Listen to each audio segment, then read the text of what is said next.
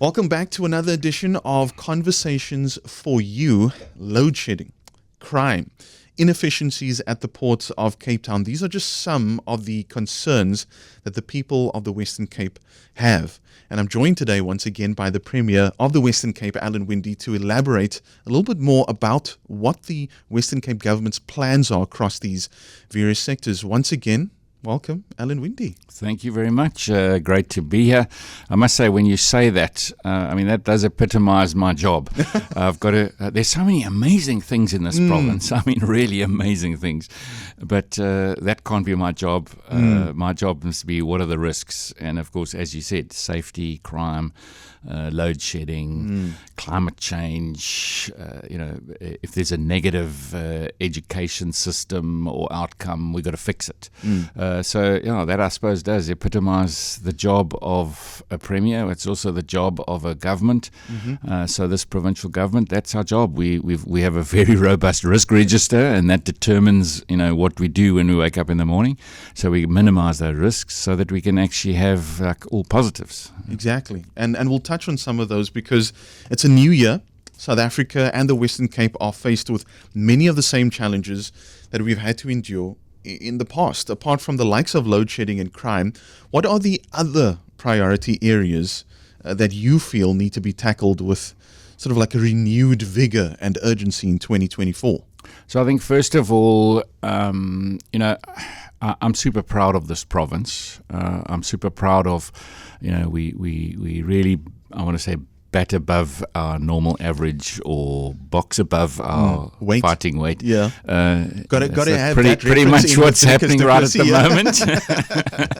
Whether it be the Paul Royals or boxing in the US and bringing back the title, it's quite amazing. It's about getting the education systems right, getting the health systems right. That's our core mandate, but it's also about pushing beyond that. So we've got issues in our port and getting our product to market. And if we get that right, we see further job creation and growth. So for me, I think all of the enabling environments lead to better job creating and investment opportunities. And I'm super proud of our lowest unemployment rate by far in South Africa. I'm super proud of the 368,000 jobs last year in the province. In the city itself, in Cape Town, which is the biggest, municipality in our province, and how they also keep pushing these boundaries. More jobs in this city than just about all the other cities put together, and then exactly the same thing happens in the province. And we've got some great towns and villages across our province. It's not only just the city of Cape Town, and they also do their thing. And whether it's the agricultural economy or the tourism economy, they all play their part. So we saw more than double-digit increase in jobs last year, just over 15%. That's phenomenal. It really is amazing. And then so it's understanding what are the blockages. I mentioned the port. That's a blockage. Are skills issues a blockage? Then we jump in and say, well, how do we rectify that? How do we get young people?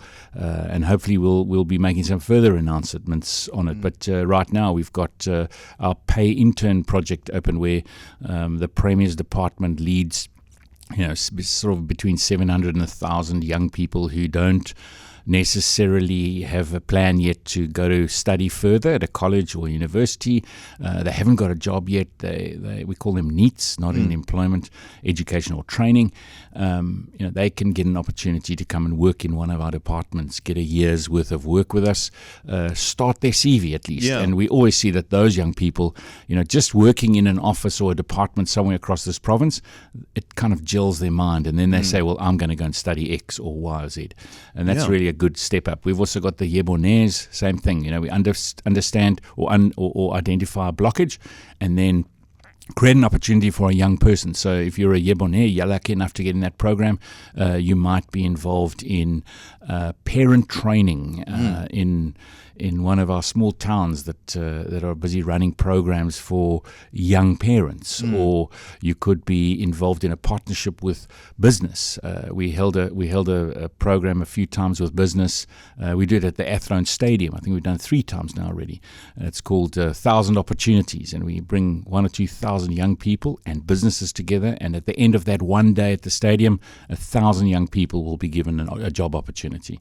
That's fantastic. To start their career. So, those are the cool things, but understanding that you've got to do those things where you've got to mitigate risk. Yeah.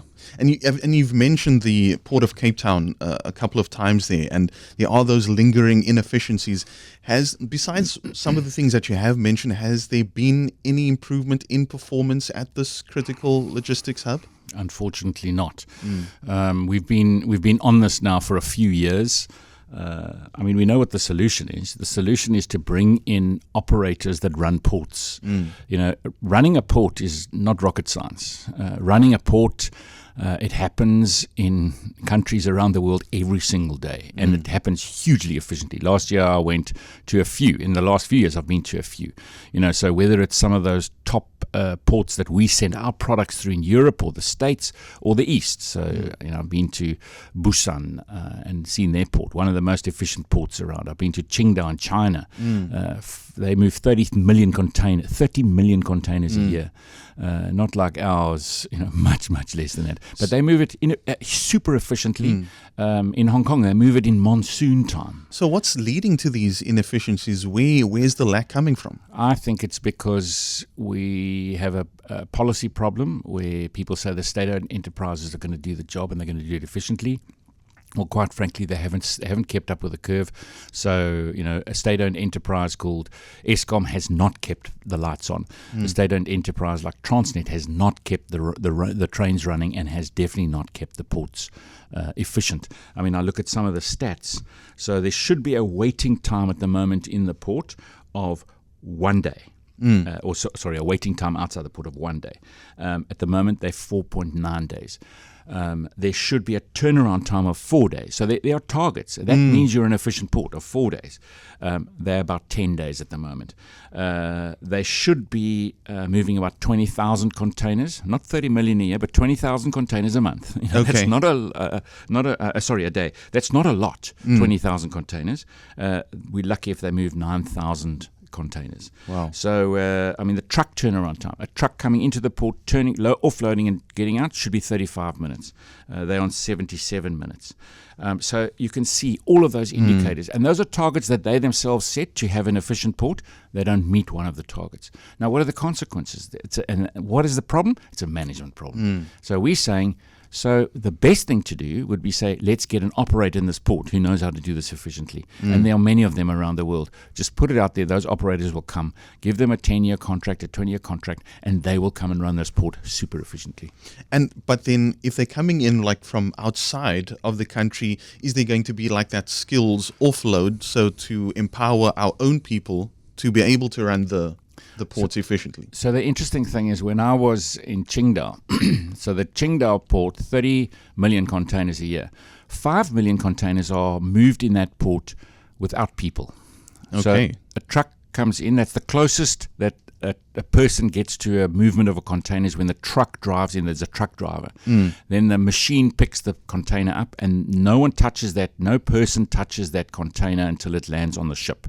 So there's no people in cranes and people driving forklifts and none of that.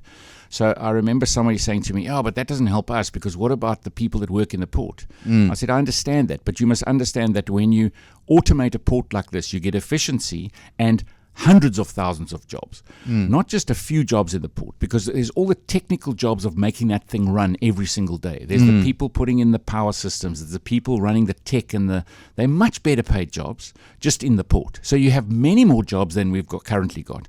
But then when you've got an efficient port, you open hundreds of thousands of jobs in manufacture, agriculture, all of the supply side, or even product coming into the port going into our markets.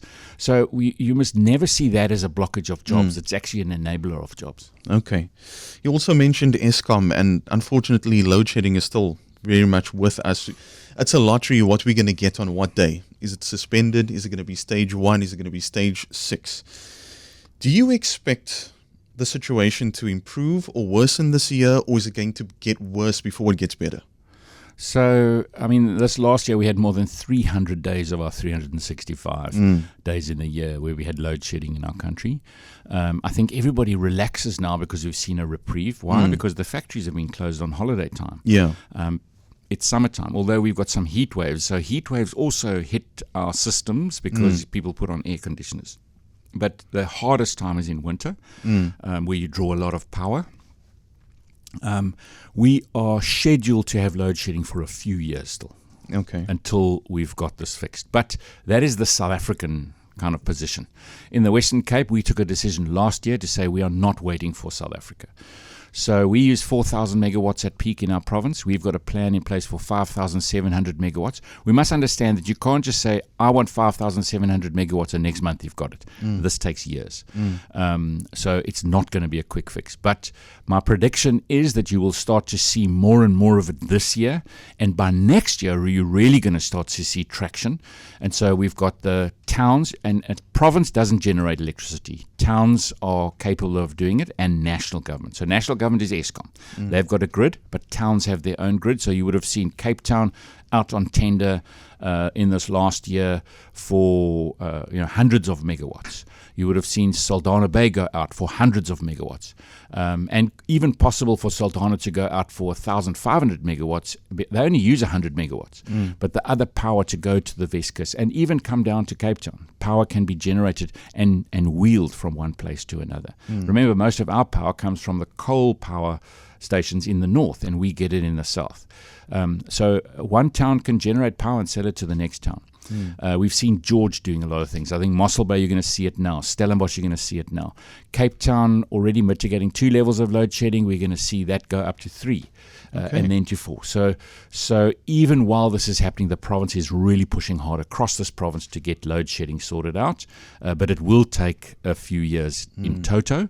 But we've done the big things. We've also done the small things. We had a project this last year of which town is going to be the first small town. Because a big municipality like Cape Town's got much more capability of getting big power in from the private sector. But a small little town, Darling, or in this case, Riversdale, they were the kind of town that was the most ready to be a small town. So there's a project between the province and that municipality over the next few years to be totally self-sufficient. And that's to give hope. If everybody's in the same boat, but one steps up and says, I'm going to make this difference, it's a risk, but they're going to push that boundary. As soon as they get it right, the next one's going to say, but I can do that too. And that's the whole idea of that project. Small towns. And then what we've also done in the last year is, what about those individuals who can't put a solar panel on their roof? We've had a lot of solar panels going in by private individuals, but they're middle-class people or they're businesses. But what about a poor person? And it's expensive, Exactly. So what happens is, while Eskom gets worse at delivering power, middle class and businesses sorting themselves out, the poorest of the poor get poorer. And that is just horrendous. Gini coefficient gets worse.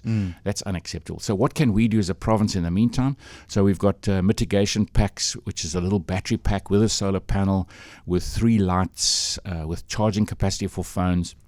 We've started handing them out in old age homes and to the elderly and the most vulnerable citizens.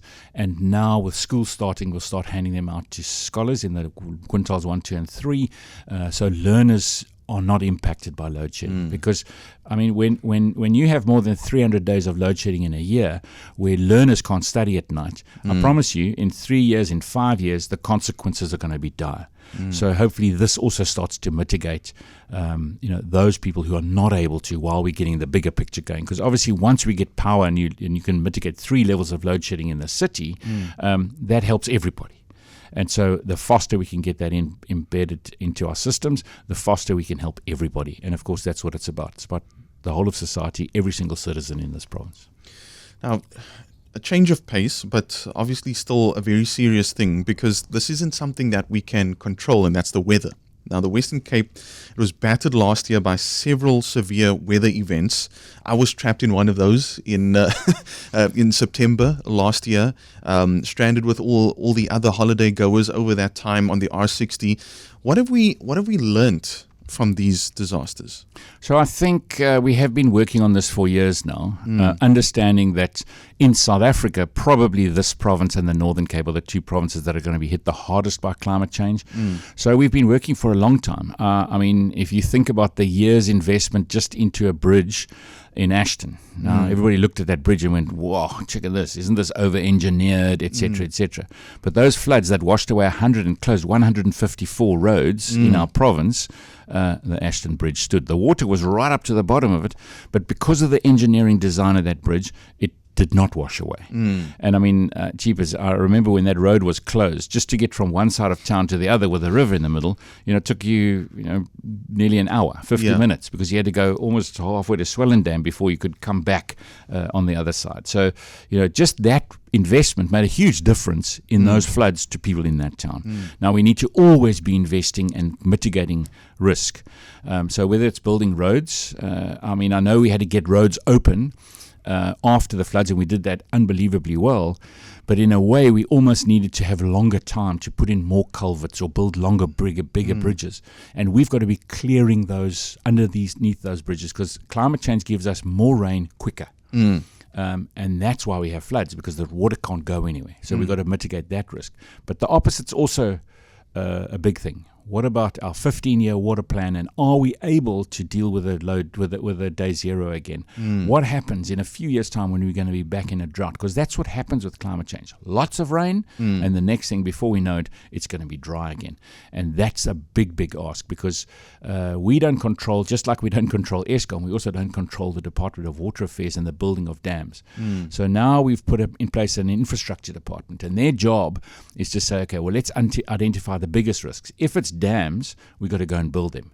In municipalities, what are we doing? I mean, the interesting fact around water is the biggest reclaimed water system in the world is being built in the city of Cape Town right now.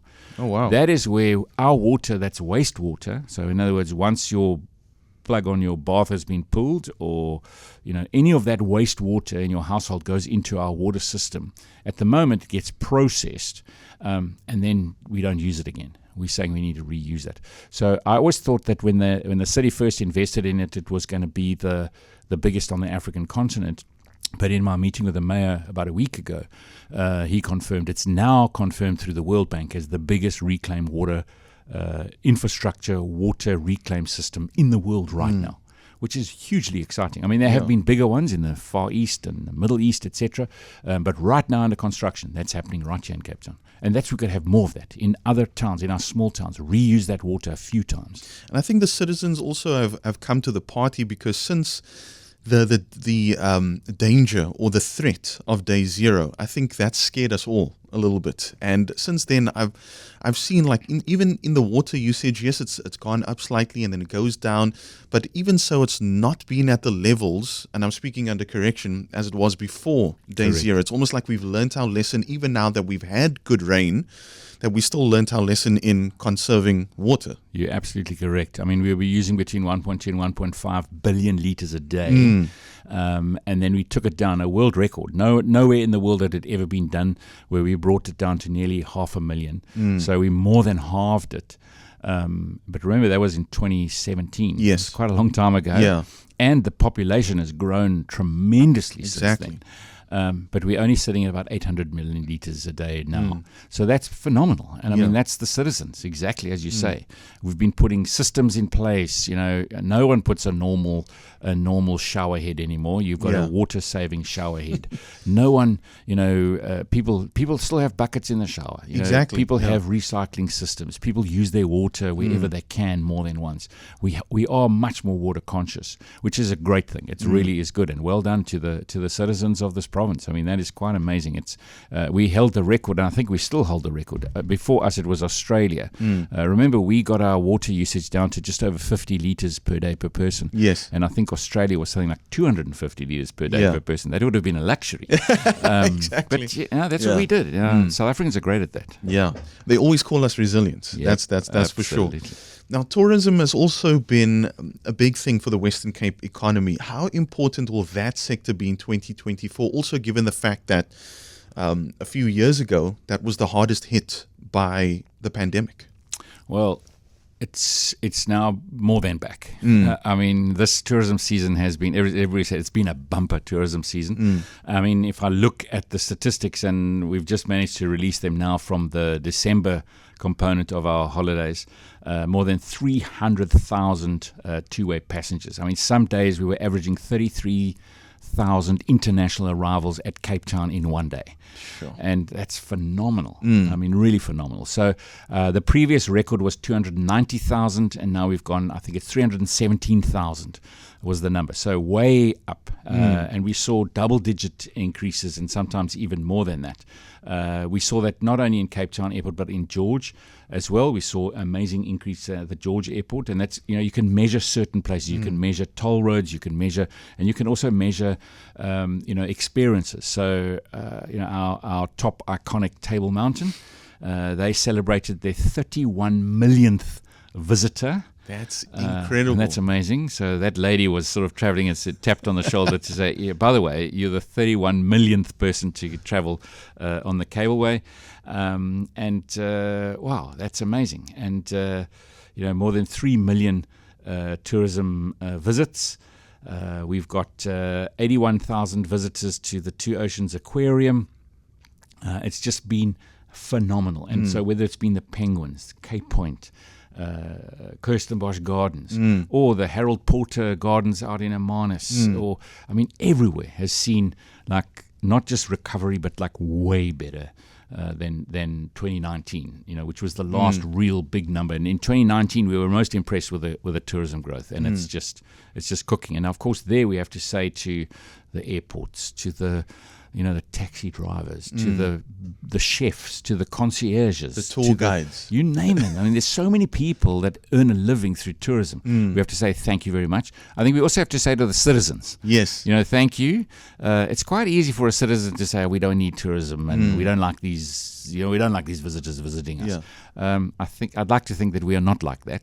No. We welcome tourists, and I mean, people say that. They say, "Wow, you guys are amazing. You're so friendly," and that's great because that adds to it, and so many people earn a living out of tourism, and it's quite a cool ratio that every time visitors come in, it equals job expansion, and that's why we can say we got over 15% growth in jobs, because we are welcoming, we've got great service, and I mean great products. It's people rave about it all the time. They're global tourists, and they say, "Cheapers, you just don't know what you got here." It's just amazing. So we must say thank you to everybody that's involved in the tourism industry. That's fantastic to hear. Now, we've touched on many different things, but we're into the new academic year now, and each year there's that stress of the parents, especially in the Western Cape. They're faced with these multiple pressures, and one of them is learner placement. I've got to apply to 3-4 different schools. Is my child going to get in? Has the situation improved or worsened this year when it comes to learner placement? So I want to say, I first want to say and compliment the department, because it's, obviously you've got to say to the department, but we know next year is going to be busy. So why don't we start in July? And that's exactly what they did. They started with learner placements early on. They were advertising to parents, get onto the database, put your names in. And I mean, you're correct. Parents here apply to a whole lot of schools.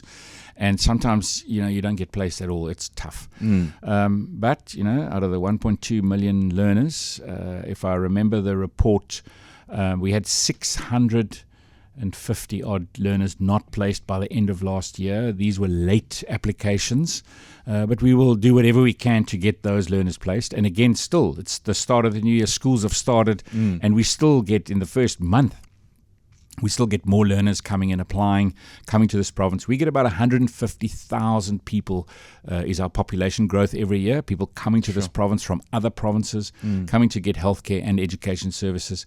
And in education, it puts a huge pressure on the system.